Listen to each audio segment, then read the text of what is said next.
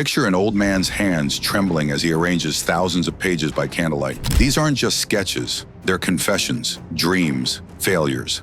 In the winter of 1519, as Leonardo da Vinci lay dying in a French chateau, he clutched the raw thoughts of someone who spent 67 years asking questions the world wasn't ready to hear. Helicopters, tanks, solar power, parachutes, a complete map of human circulation. This man, born in 1452, had envisioned our modern world with terrifying precision, nearly 500 years before it existed. In our age of tech innovators and startup founders, one figure stands apart, not for building companies, but for building the very template of unlimited thinking itself. You know him for this, perhaps the most famous painting in the world. But what if the mind behind that smile was far more revolutionary than the portrait itself? Recent neurological analysis has revealed something extraordinary. Leonardo wasn't simply left-handed as long believed, but fully ambidextrous, able to write and draw with both hands simultaneously. His brain, quite literally, saw the world differently than anyone before or since. This is the story of a man who understood that all knowledge is one knowledge, and whose relentless curiosity created the very template for genius itself. Leonardo da Vinci lived through the heart of the Italian Renaissance, an era when humanity rediscovered its capacity for both creation and destruction. While his contemporaries mastered single disciplines, Leonardo grasped something they missed entirely. Here's the paradox that reveals everything about genius. Leonardo is history's most celebrated painter, yet only 25 of his paintings survive. Van Gogh left us 900 works, Michelangelo 182 paintings. That Leonardo achieved immortality with so few completed works tells us something profound about the nature of true innovation. But what obstacles could an illegitimate child face in Renaissance Italy? And how did those very limitations become the source of unlimited thinking? Vinci, 1452. Leonardo enters the world carrying a burden that will both define and liberate him: illegitimacy. In Renaissance Italy, the single fact meant locked doors to his father's profession, barred entry to universities, exclusion from the very institutions that shaped legitimate minds. Yet this rejection would become the source of his revolutionary thinking. Being illegitimate barred him from his father's profession and formal Latin education, but this exclusion had an unexpected consequence. It freed him to develop his own methods of learning, unconstrained by the very academic boundaries that limited his legitimate peers. Even as a young man, Leonardo displayed an almost mystical empathy for all living things. Historical accounts tell us he would buy caged birds in Florence's markets, then restore them to their lost liberty, an act of compassion that revealed the mind of someone who saw freedom as sacred. At 14, his father apprenticed him to Andrea del Verrocchio, whose workshop hummed with the sounds of innovation. Apprentices grinding pigments in marble mortars, the scraping of metal on stone, the scratch of charcoal on paper. This wasn't just an art studio, but an early innovation lab where Leonardo discovered that painting, chemistry, metallurgy, and anatomy weren't separate subjects, but facets of one unified understanding. Here, watching everything, memorizing not just techniques but the way light caught gold leaf and muscles moved under a model's skin, young Leonardo learned that all knowledge is one knowledge. What truly set Leonardo apart was what he called saper vedere, knowing how to see. For him, true observation wasn't passive but active inquiry, breaking phenomena into fundamental principles, then rebuilding understanding from the ground up. By his 30s, this revolutionary approach would produce works that unified art, science, and philosophy, beginning with a portrait that forever changed how humanity understood psychological connection. Lady with an Ermine marks Leonardo's breakthrough as a psychological portraitist, the moment he discovered how to capture not just appearance, but the very essence of inner life and emotional intelligence. Look closely at Cecilia's eyes. Really look. Leonardo painted her turning towards something we can't see, something eternal, just out of frame. For the first time in art history, a portrait subject has agency, curiosity, her own interior life. This wasn't just breaking artistic tradition, it was painting consciousness itself, the moment when art learned to capture not just appearance, but the very experience of being alive and aware. The subject, Cecilia Gallerani, was no mere aristocratic decoration. She was Ludovico's brilliant young mistress, a poet, musician, and intellectual force. Leonardo captured not submission, but intelligence, a woman fully aware of her own power and cultural influence.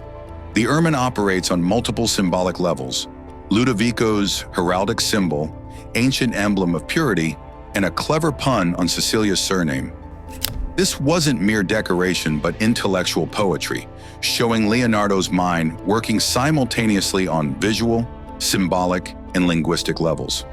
Technically, this painting introduced Leonardo's revolutionary sfumato, the subtle gradation of light and shadow that creates three-dimensional psychology on a flat surface. Here were the experimental seeds of techniques that would achieve perfection in the Mona Lisa. 5 centuries later, every portrait that seeks to capture personality rather than mere likeness descends from this breakthrough. Leonardo had discovered the visual language for authentic human connection. By 1482, 30-year-old Leonardo felt constrained by Florence's traditional art scene. His letter to Milan's Duke Ludovico Sforza markets him primarily as a military engineer, mentioning almost as an afterthought that, "In painting, I can do as much as anyone else." This stunning understatement reveals a mind that understood power dynamics as clearly as artistic proportion. Milan transformed Leonardo from talented artist to universal genius. For 17 years, he served as engineer, architect, painter, and court entertainer, designing everything from war machines to wedding spectacles. His notebooks from this period reveal investigations into anatomy, optics, and engineering that wouldn't be understood for centuries. In Milan, Leonardo became more than court painter. He became the embodiment of Renaissance humanism, proving that true genius transcends artificial boundaries between art and science, beauty and utility. By night, he conducted illegal anatomical dissections, mapping the human body with unprecedented precision. This integration of art and science would culminate in a commission for a monastery dining hall that would revolutionize religious art forever. The Last Supper represents Leonardo at his absolute creative peak, a work that revolutionized not just religious art, but the very conception of painting as psychological theater and emotional storytelling. What makes this revolutionary is unprecedented psychological realism. Rather than static religious icons frozen in holy poses, Leonardo captures precise human drama, the exact moment of earth-shattering revelation. 12 distinct personalities responding authentically to impossible, life-changing news. Ironically, the painting's greatest technical innovation led to its ultimate tragedy. Leonardo's experimental technique, oil and tempera on dry wall instead of traditional fresco, began deteriorating within his own lifetime, the inevitable price of pushing beyond all established boundaries. While the world celebrated Leonardo the artist, few knew about his secret scientific investigations. By night, he conducted illegal anatomical dissections, mapping the human body with unprecedented precision and challenging centuries of medical orthodoxy. His notebooks reveal a mind that refused to accept traditional boundaries. While others specialized, Leonardo investigated everything, from the flow of water to the flight of birds, from the growth of plants to the mechanics of human vision. For Leonardo, true knowledge came only through direct experience and observation. This revolutionary approach, empirical evidence over ancient authority, would not become mainstream for another century. But political upheaval would soon shatter Leonardo's Milan sanctuary, forcing him to leave behind 17 years of discoveries and begin again. Yet this disruption would lead to his most famous creation. The Mona Lisa represents the ultimate culmination of everything Leonardo had learned about capturing human psychology. A portrait so revolutionary it redefined what painting could achieve and continues influencing visual culture today. That legendary smile isn't simply painted, it's created through sfumato so masterfully subtle that the expression seems to shift based on where you direct your gaze. Leonardo had discovered how to paint not just appearance, but the very neurological process of human perception itself. Building on crucial breakthroughs from Lady with an Ermine, Leonardo perfected the three-quarter pose, created hands that communicate independent emotional narratives, and achieved direct psychological connection between subject and viewer that transcends temporal boundaries. The landscape behind her deliberately defies geographical logic. Leonardo created a world of pure imagination where water follows impossible paths and mountains dissolve into atmospheric mist. This isn't portraiture, it's visual philosophy exploring the relationship between human consciousness and natural reality. Leonardo worked on this painting for 16 relentless years, carrying it with him through every geographic and emotional transition, never considering it complete. For him, the Mona Lisa wasn't simply a commission, but a laboratory for exploring the deepest mysteries of human expression and psychological communication. Even today, advanced technology continues revealing Leonardo's closely guarded secrets, hidden layers, experimental techniques, and working methods that remain revolutionary 5 centuries later. Every selfie and professional portrait still follows principles he established. But Leonardo's revolutionary mind came with a price. Every breakthrough brought new dangers. Every question challenged established authority. And by 1513, the very curiosity that made him a genius would make him an enemy of the institutions that once celebrated him. By 1513, 61-year-old Leonardo found himself tragically marginalized in Rome. Younger masters like Michelangelo and Raphael dominated the cultural scene, while religious authorities viewed his scientific investigations with growing suspicion and outright hostility. When religious authorities prohibited his anatomical studies, they didn't just take away his research, they severed his connection to the deepest mysteries of existence. For a man who had dissected over 30 human corpses to understand life's intricate machinery, this was like forbidding a musician to hear music. It was the death of wonder itself. In 1516, Francois I invited Leonardo to France, reverently calling him prophete, prophet.